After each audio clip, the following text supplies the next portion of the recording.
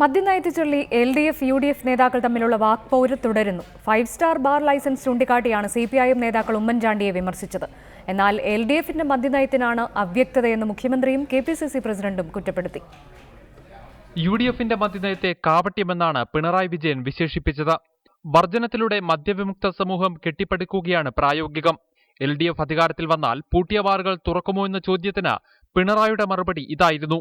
Government LDFന്റെ കൊണ്ട് ചാരായ ഷാപ്പുകൾ ഞങ്ങൾ കൊണ്ടുവന്നു.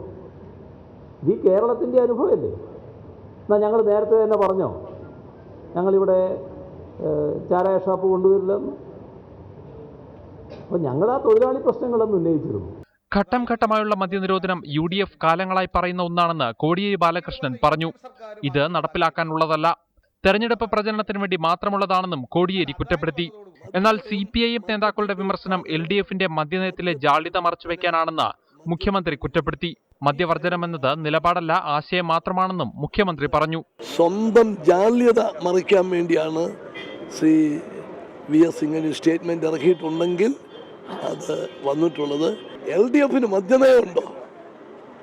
അവര് മദ്യവർജനമാണ് അവരുടെ നയം. മദ്യവർജന നയമല്ല, അതൊരു സാരോപദേശമാണ്. മദ്യനയത്തിന്റെ കാര്യത്തിൽ LDFന് ഇതുവരെ വ്യക്തത വരുത്താൻ കഴിഞ്ഞിട്ടില്ലെന്ന് KPCC പ്രസിഡന്റ് VM സുധീരൻ പറഞ്ഞു. CPIMന് കൂറ് യെച്ചൂരിയോടല്ല മദ്യലോബിയോടാണെന്നും VM സുധീരൻ ആരോപിച്ചു.